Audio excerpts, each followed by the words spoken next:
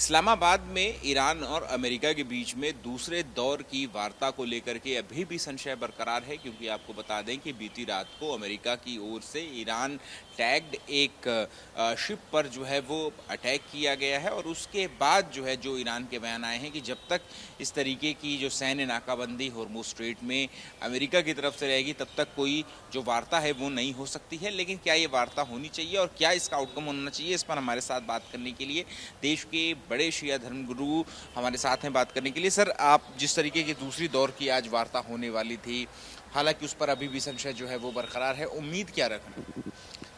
देखिए, उम्मीद बहरहाल रखना इन हालात के अंदर बड़ा मुश्किल नज़र आ रहा है।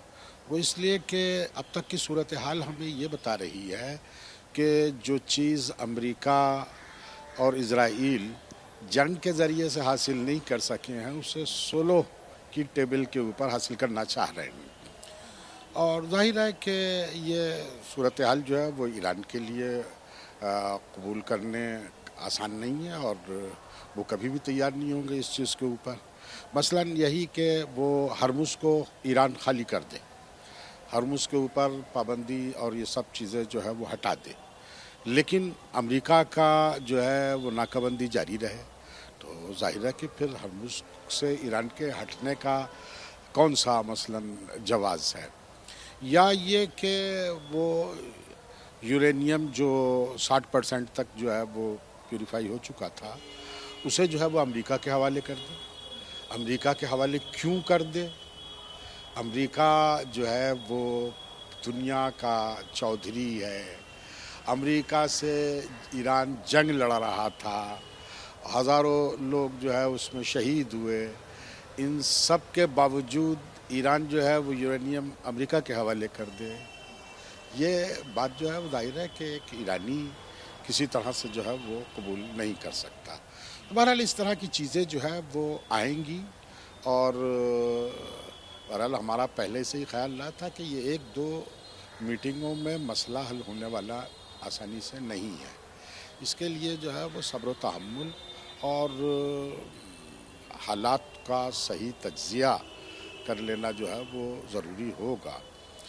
बहरहाल देखिए, अब जो आप बात कह रहे हैं वही तो डोनाल्ड ट्रंप की तरफ से भी यही बयान दिया गया है कि ईरान पर दबाव डाल करके ही ये शांति वार्ता जो है वो सफल हो सकती है।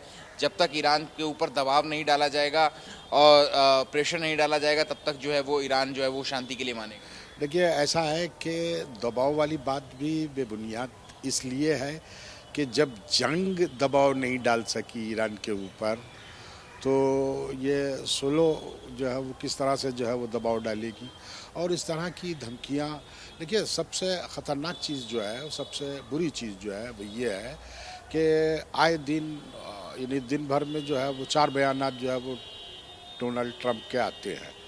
अब जाहिर है कि 4 बयानों में यानी बात इतनी उलझ जाती है कि फिर उसे एक नए सिरे के ऊपर लाना जो है वो मुश्किल हो जाता है। कल ही उनका जो बयान आया उसमें जहां एक और शांति वार्ता की बात चल रही थी, तो वहीं उन्होंने कहा कि अगर ये पीस डील नहीं होती है तो फिर उसके बाद फिर से एक बार ईरान के जो पावर प्लांट्स हैं, जो रेलवे स्टेशन है, जो इंफ्रास्ट्रक्चर है, वहां पर जो है वो हमले किया जाएगा और उसको नेस्तो नाबूद कर दिया जाएगा। बहरहाल उनकी धमकियों की पॉलिसी अव्वल चल रही है, और अब तक न जाने कितनी धमकियां जो है वो ईरान को दी गई हैं। लेकिन बहरहाल हालात ने यह भी साबित कर दिया है कि धमकियों के आगे ईरान झुकने वाला नहीं है।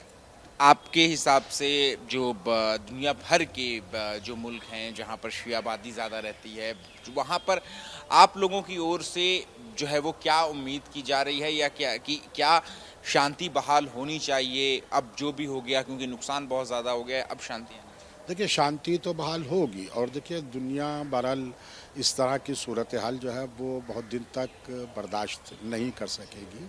और अ, तो सुलह तो होगी, लेकिन अब सुलह किस तरह से होगी, किन हालात में होगी, और उसकी क्या शर्तें होंगी, ये सब जो है वो आगे देखने वाली ज़रूरत है। देखिए, जब तक कि अमेरिका ये एहसास नहीं कर लेगा कि अब उसके लिए रास्ता कोई दूसरा नहीं है, उस वक्त तक जो है वो अपने उस अड़ियल रवैये से पीछे हटने वाला नहीं है।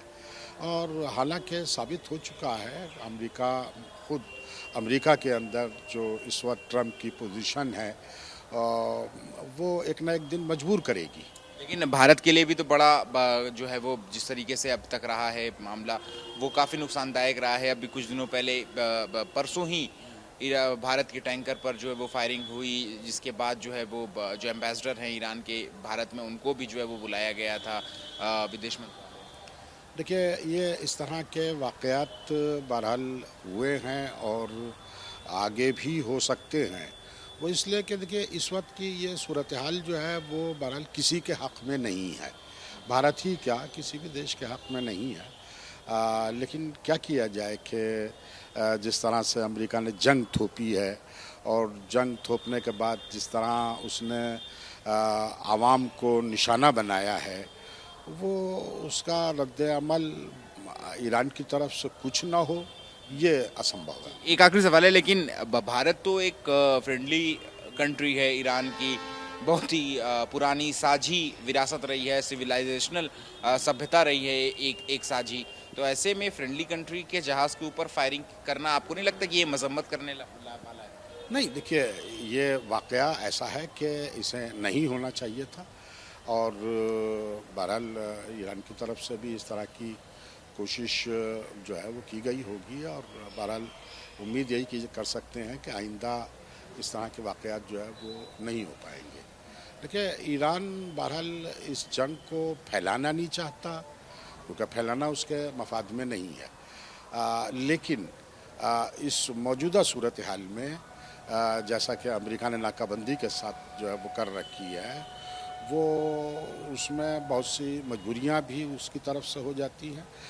लेकिन बहरहाल हम इन हालात को मजबूरी तौर के ऊपर सही नहीं कह सकते। शुक्रिया बात करने के लिए। कैमरा पर्सन कपिल मिश्रा के साथ अहमद बिलाल, एबीपी न्यूज़ दिल्ली।